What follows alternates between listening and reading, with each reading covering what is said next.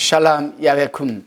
오늘 하루도 하나님의 축복하심이 여러분들과 함께 하시기를 주님의 이름으로 축원드립니다. 오늘은 열왕기하 17장 1절로 41절의 말씀을 가지고 북왕국 이스라엘의 멸망이라는 주제로 우리가 묵상한 것을 나누도록 하겠습니다.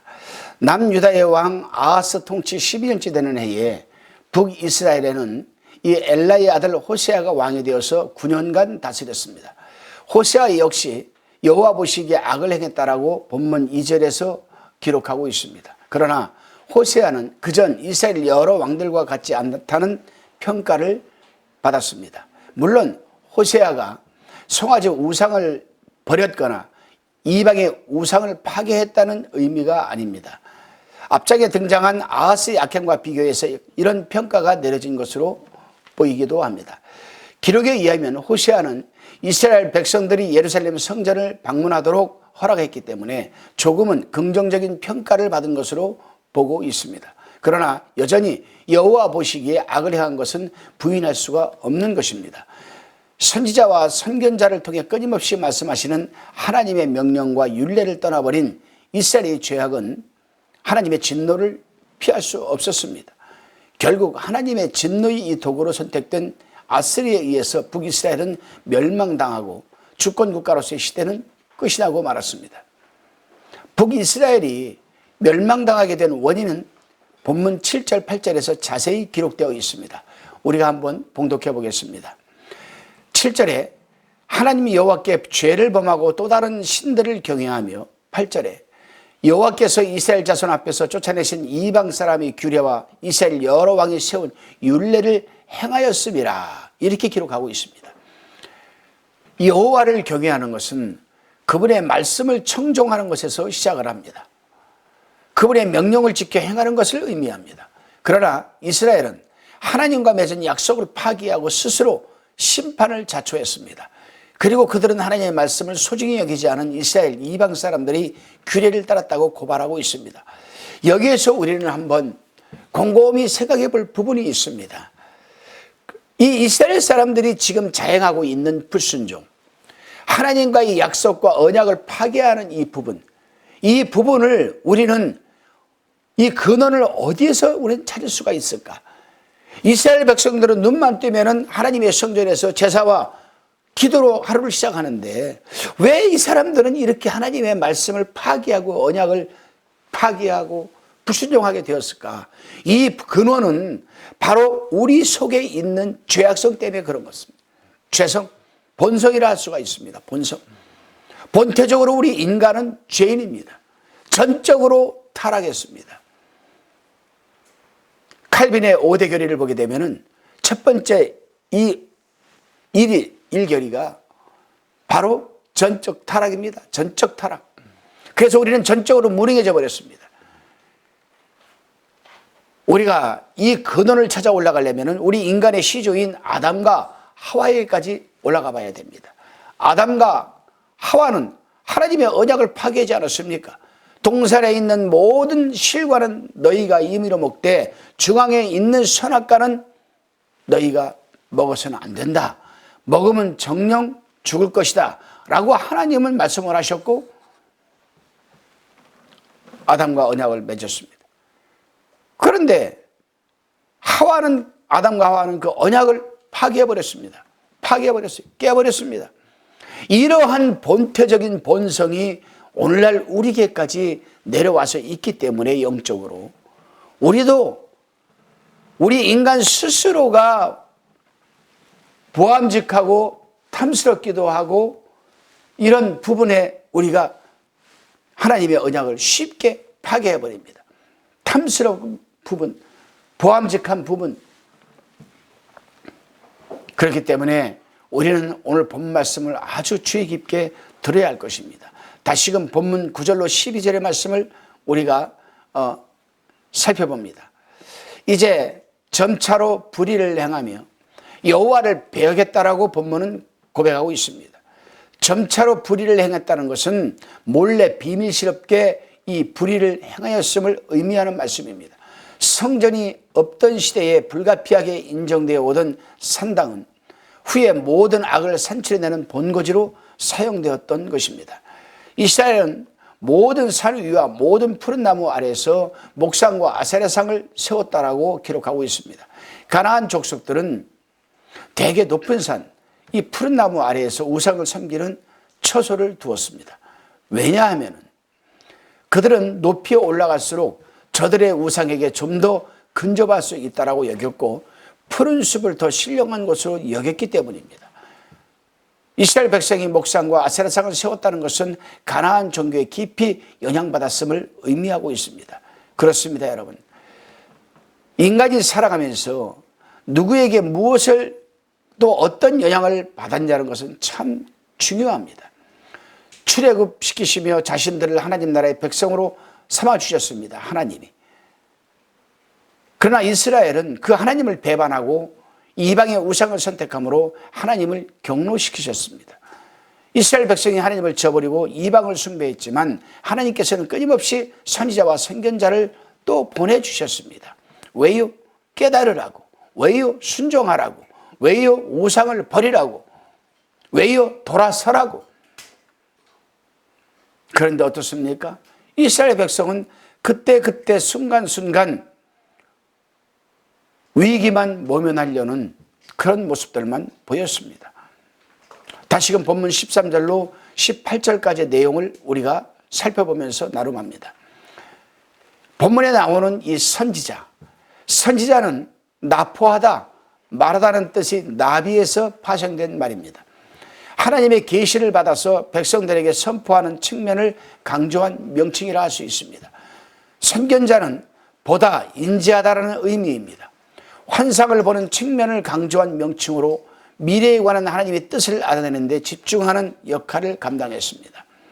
선지자와 선견자는 근본적으로 같은 말로 인식하면 되는데 사무엘상 9장 9절에서는 지금 선지자라고 하는 자를 옛적에는 선견자라고 일컬었다라고 언급하고 있기 때문입니다.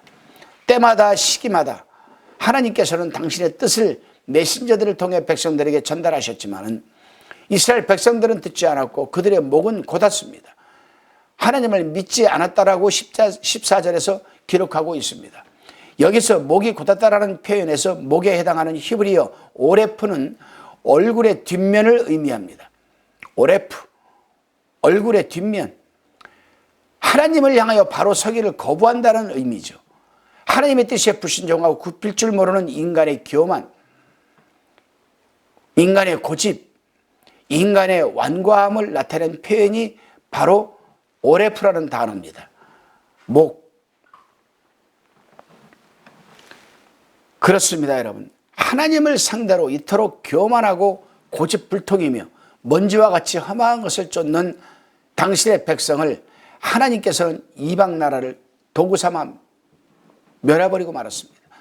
그리고 그들이 다시 돌아오기까지 참고 기다리시며 아들을 친히 보내주셨습니다. 그 기다리심은 현재 진행형입니다. 하나님은 오늘날 우리에게 때문에 우리도 목이 곧고 완고하고 교만하고 고집불통, 그래서 우리도 오늘날 가지고 있는 이 목, 영적인 이 생각과 자상, 이걸 갖다가 오레프라고 하는데 오늘날도 우리는 하나님 앞에서 바로 서기를 거부하는 인간들이 아니겠습니까? 하나님의 뜻에 불순종하는 우리가 아니겠습니까? 굽힐 줄 모르는 교만을 갖고 있지 않습니까? 얼마나 우리가 고집스럽습니까? 여러분, 고집도 여러 가지가 있어요. 여러 가지가 있습니다. 첫 번째가 똥고집이 있습니다. 왕고집이 있습니다. 대고집이 있습니다. 여기서 제일 하나님이 싫어하는 고집이 바로 똥고집입니다. 왜요? 냄새가 나기 때문에. 냄새가 나기 때문에. 그래도 하나님은 다시금 구약시대 백성들을 위해서 하나님은 퍼스트 인카레이션, 독생자를 초림해서 내보내 주셨습니다. 예수 그리스도는 다시금 구약시대 사람들을 위해서 십자가에 풀려 돌아가시고 과거와 현재와 미래의 모든 사람들의 죄를 사해 주시고 구속해 주셨습니다. 그리고 하늘나라로 올라가셔서 하나님 우편에 앉아 계셔서 우리를 위해 지금도 중보기도 하고 계십니다. 그런데 예수 그리스도는 다시금 세컨 인카레이션, 재림을 하실 것입니다. 왜요? 우리를 바로 이제는 영원한 축복과 영생, 영원한 형벌, 영벌을 위해서 오신다라는 사실입니다. 우리는 기다리고 있어요. 뭘 기다리고 있습니까? 바로 심판을 기다리고 있습니다.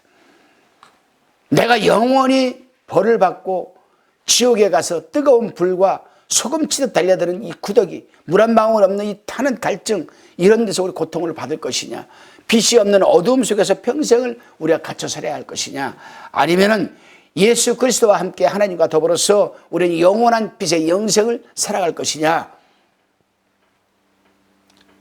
우리는 그것을 기다리고 있는 현재 진행형적 삶을 살고 있습니다. 초이스 카드는 우리에게 있습니다. 하나님에게 있는 게 아니에요. 우리가 어떻게 할 것이냐? 예수 그리스도를 구주로 믿고 다시금 교만과 고집과 이 완고함, 불순종, 이러한 것들을 다 뒤로 하고 바로 우리가 리턴, 하나님 쪽으로 향해서 하나님의 영광과 그분의 뜻에 따라 살아가는 삶을 살아낼 것인가, 우리에게 달려 있습니다. 그래요, 여러분. 이스라엘 백성들보다 더 목이 곧고 이미 선포된 구원을 믿지 못하고 우리들 마음대로 온갖 우상을 쫓아 사는 지금의 모습, 우리의 가족들, 우리 형제들, 우리의 이웃을 기다리고 있습니다. 누가요? 하나님의 심판이. 우리 스스로를 위해서는 거릇줄을 과감하게 끊어버리는 결단이 필요합니다. 가족과 이웃을 위해서는 기능적인 백성이 아니라 그들의 생명을 구원하는 통로로 쓰임받는 우리 모습이 되어야 할 것입니다. 다시금 본문 19절로 41절까지의 말씀을 또 우리가 살펴봅니다. 이제 유다까지도 하나님의 명령을 지키지 아니했습니다. 하나님께서는 아수르 왕을 들어서 이제 또 사용을 하십니다. 아수르 왕이 북이스라엘의 백성들을 강제로 이주시키고 난 후에 그 자리에 이방 민족을 사마리아로 이주시킨 사실을 기록하고 있습니다. 아수르의 대표적인 정책 중 하나가 바로 피정복민 이주 정책이었습니다. 아수르는 가라는 지역을 침략을 했습니다. 예를 들면 그러면 이 침략해서 이걸 정복하면은 여기에 있는 피정복민들을 자기 나라로 이주를 시켜버립니다. 그리고 자기 나라에 있는 백성들을 다시금 이쪽으로 이주를 시킵니다. 그리고 또한 적당한 때에 이 백성들과 하나님의 백성들과 자기들의 백성들을 섞어서 혼합적인 삶을 살게 합니다. 이것이 바로 여러분 아수르의 이 대표적인 정책 중에 하나였습니다. 이 사실 때문에, 이러한 역사 때문에 남유다에 있는 사람들은 북이스라엘 사람들을 갖다가 너희는 순수한 혈통이 아니다, 너희는 바로 아수르 사람들하고 딸 사위 삼고 혈통을 흐리지 않았느냐. 그래서 남유다 사람들은 북이스라엘 사람들을 아주 우습게 봤습니다. 예수님이 사마리아 성 우물가에 거기 가서 쉬실 때에도 그 여인이 그러지 않았습니까? 당신은 어찌하여서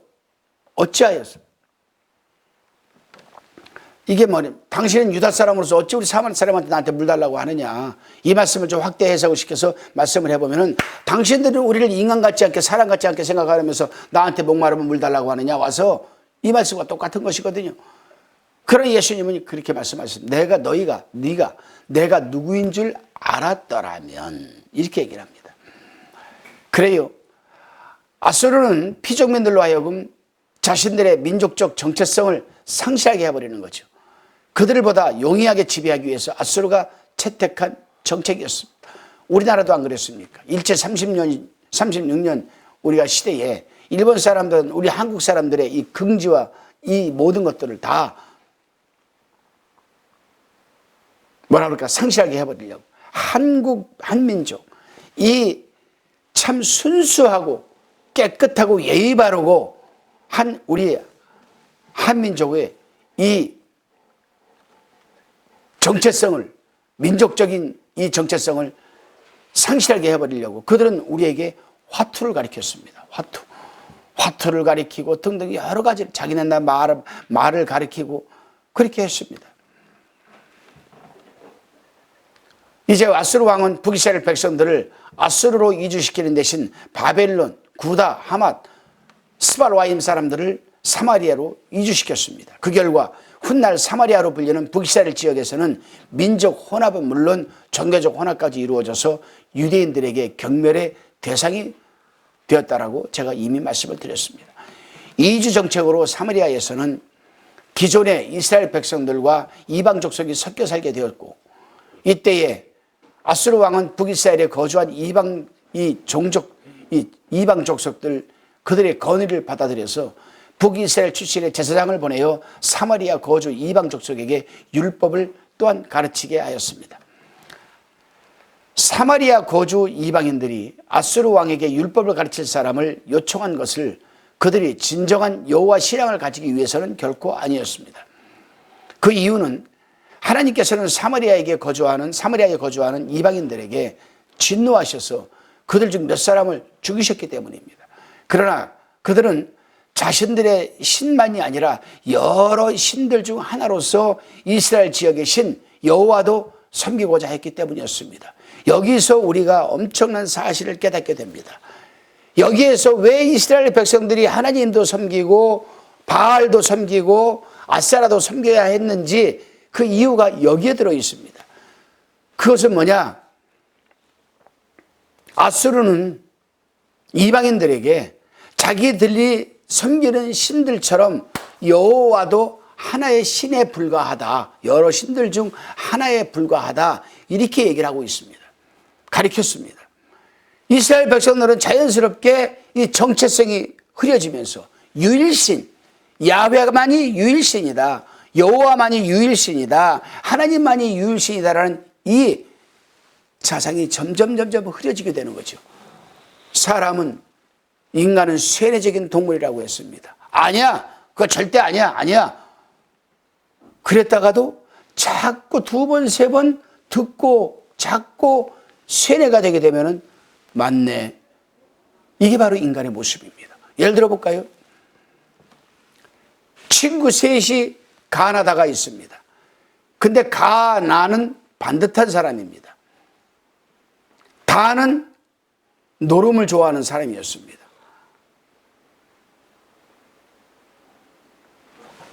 이 나라는 사람은 어느 날 다라는 자기 친구에게 여보게 친구 노름하지 말게. 그거 좋은 거 아니게. 자네 노름해서 맨날 술만 들고 돈만 잃고 가정 다 재산 탕진하고 그러지 말게. 설득을 시켰습니다. 그러다 어느 날 우연찮게 그 노름하는 자리에 참석을 하게 되었습니다. 물론 친구를 설득시키기 위해서였습니다. 근데 거기 하루 이틀 들락거리다 보니까 나중에는 옆에서 야, 이 사람아 이거 내지 말고 저걸 내야지. 이걸 치고 저걸 치야지. 이 말이 스스로 자연스럽게 나오게 되었습니다. 그럼 자네가 한번 해봐. 그 사람이 더 큰 노름꾼이 되었습니다. 나중에. 이게 바로 인간의 쇠뇌적인 모습이다. 그 이스라엘 백성들은 유일신 야훼, 유일신 여호와, 하나님만이 인간의 죄사함의 은총과 구속의 은혜를 베풀 수 있고 우리를 구원할 수 있고 영생을 줄 수 있다라는 이 확실한 믿음에서 점점 그들은 종교의 정체성이 유일신 야훼에 대한 정체성이 흐려지게 되면서 하나님도 여러 신들 가운데 하나구나. 이 부분 때문에 하나님이 경노하신 것 아니겠습니까? 다시금 본문 33절은 이러한 당시 사마리아에 거주하는 이주민들의 종교적 형태를 요약하여서 이렇게 기록하고 있습니다. 제가 한번 봉독해 보겠습니다. 이와 같이 저희가 여호와도 경외하고 또한 어디서부터 옮겨왔든지 그 민족의 풍속대로 자기 신들도 섬겼더라. 이거 엄청난 충격적인 사실입니다. 다시 말하면 사마리아의 종교가 다신교적 혼합주의 종교가 되었다라는 평가입니다. 그들은 자신들이 본래 섬기던 신 이외에도 하나님을 추가하여 섬김으로써 더 확실한 복과 안정을 보장받으려고 했던 잘못된 탐심이었습니다. 욕심이었습니다. 이러한 이유로 사마리아에서는 여호와 종교와 이방 종교가 혼합된 혼합 종교가 이제 탄생되게 됩니다. 결국 사마리아에서는 진정한 여호와 신앙은 자취를 감춰버렸고 이는 바빌론 포로기를 거쳐서 신약시대에 이르기까지 사마리아인들과 유대인들 사이에 적대관계가 형성되는 결과를 초래하였던 것입니다. 종교적 혼합주의의 위협은 수천 년 전 사마리아에서만이 일은 아닙니다. 그것은 시대를 오가며 항상 기독교 신앙을 위협해왔던 생각이요, 발상이고 사상이었다고 할 수 있습니다. 특히 하나님도 섬기고 우상도 섬기는 것은 기복주의가 힘을 얻는 곳에는 항상 존재해왔고 유행하였습니다. 중세시대 때 우리가 성화숭배, 성상숭배 이런 것들이 다 아니겠습니까? 성화, 예수님의 12제자입니다. 예수님의 성화입니다. 예수님 12제자 성화입니다. 성상, 천사들입니다. 성모 마리아입니다. 아주 미묘한 생각과 차이의 발상을 가지고 끌고 들어와서 함께 섬기게 되는 거죠. 중세시대 때 얼마나 성상숭배가, 성화숭배가 유행했습니까? 그것이 오늘날까지도 영향을 미쳐가지고 이 쇠뇌 인간들이 쇠뇌가 되어서 오늘날까지도 그러한 성화숭상, 성상숭상이 이게 쇠뇌가 되어가지고 오늘날도 믿는 집 가정에 가보게 되면 예수님 그림, 6월절 만찬, 성화 없는 집이 거의 없습니다. 거의 없습니다. 다 있습니다. 다. 예수님이 십자가에서 필려 돌아가시는 성화를 그려놓고 아침에는 그 앞에 가서 머리를 조아리고, 아니에요. 하나님께서는 우리에게 분명하게 말씀하셨습니다. 땅이나 하늘이나 바닷속이나 그 어떤 형상도 너희는 만들지도 말고 섬기지도 말라고 했습니다.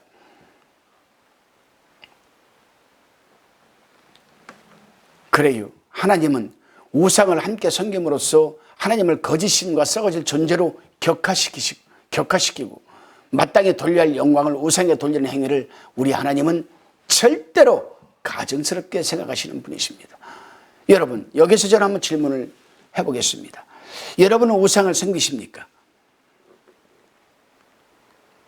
당연히 안 섬깁니다. 나는 우상 안 섬깁니다라고 부인할 것입니다. 저도 그랬습니다. 그런데 하나님의 말씀을 곰곰이 창세기부터 요한계시록까지 읽고 연구하다 보니 나도 우상 숭배자라고라는 고백을 하게 되었습니다. 왜요? 사도 바울은 골로새서 성도들에게, 교회에게 이런 말씀을 했습니다. 탐심도 우상이니라. 탐심도. 내가 내 마음속에서 가장 중심적인 삶을 살고 가장 내가 극진히 생각해야 되는 것은 오직 예수 그리스도입니다. 그런데 내가 가장 긴히 살아가는 삶 속에서도 선행적 삶 중심에 놔야 할 예수 그리스도 대신에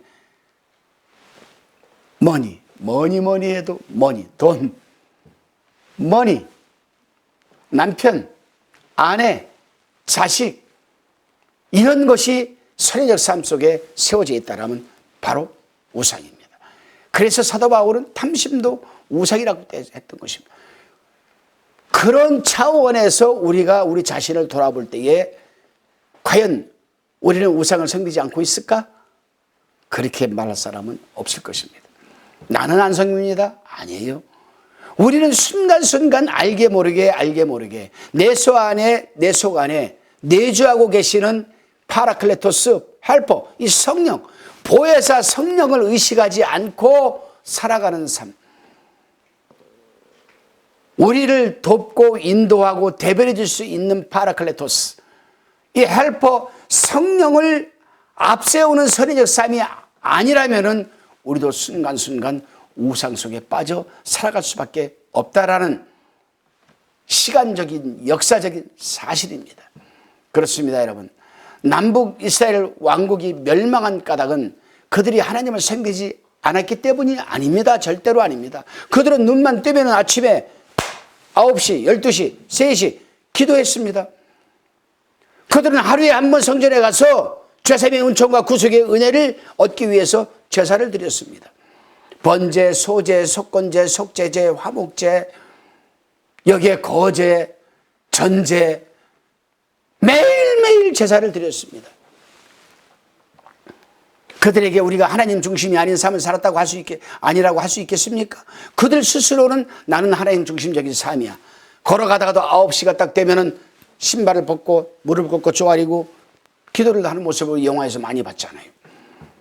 그들은 예배 중심입니다. 제사 중심이라 있으니까.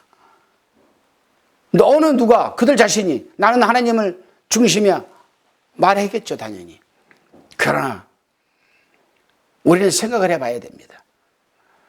하나님을 믿는 이 섬기는 신앙, 이게 무엇을 의미할까? 어디에 기준을 둬야 될까? 나는 하나님을 중심적인 삶을 살아. 나는 아니야. 이 기준이 어디에 있는 겁니까? 근데 그 기준이요, 어디에서 기준이 되냐 하면은 바로 습관적이고 상투적이고 기계적이고 통속적인 신앙이냐 아니냐에 우리는 기준을 두어야 합니다. 나는 습관적으로 예배를 드리고 있는가? 나는 습관적으로 기도를 하고 있는가? 우리가 외관적으로, 외적으로 봤을 때 저 사람은 참 하루에, 저 목사님은 하루에 기도를 2시간, 3시간 하시오. 대단하신 분이야. 과연 대단할까요? 아니에요. 어쩌면 단서를 다는 겁니다. 전제를. 어쩌면 그 사람은, 그 목사님은 그 기도가 습관적이고 통속적이고 기계적이고 상투적일지도 모릅니다. 왜요? 나는 하루에 2시간 기도 안 하면 안 돼. 영성이 대단하신 누구누구 목사님이 말씀하시는데 하루에 적어도 목사는 7시간 기도를 해야 되는데 나는 2시간 기도해야지. 그런데 그 2시간 기도하는 내용을 들어가서 들어보면은 과연 하나님 중심적인 기도일까? 내 중심적인 기도일까? 여러분, 우리는 기도를 하든 성경을 읽든 찬송을 부르든 예배를 드리든 습관적이 되어서는 안 됩니다.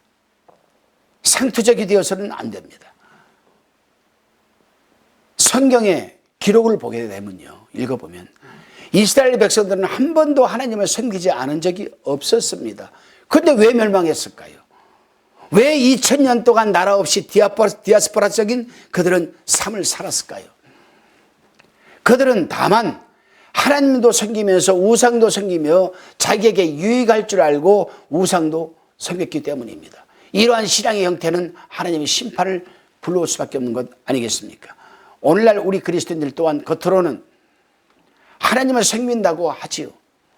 이미 세속적 가치에 물들어 그 내용에 있어서는 하나님이 아닌 다른 것 중에 중심을 빼앗기고 있으면서도 교회를 구성하고 있는 한 사람 한 사람 그리스도인들의 신앙의 모습도 이에 크게 다르지 않을 것입니다. 북이스라엘의 마지막 모습을 보면서 오늘 이 땅에 우리 그리스도인들의 우리 모습은 어떠한지 한번 하나님 말씀 앞에 우리 자신을 살펴보아야 할 것입니다. 세속적 가치 속에서 함몰해 가고 있는 이 땅의 교회와 우리 자신을 하나님 바른 말씀으로 지켜나가야 할 것 아니겠습니까? 나는 과연 습관적인 생활을 하고 있는가? 나는 과연 상투적이고 기계적이고 통속적인, 어찌 보면 어쩔 수 없는 그런 신앙생활을 영위하고 있지는 않는가? 아니면 내 속에 내주하고 계시는 이 파라클레토스, 헬퍼, 돕는 자, 이 성령의 도우심을 인하여 인도함을 받고 예배를 드리고 기도하고 있는가?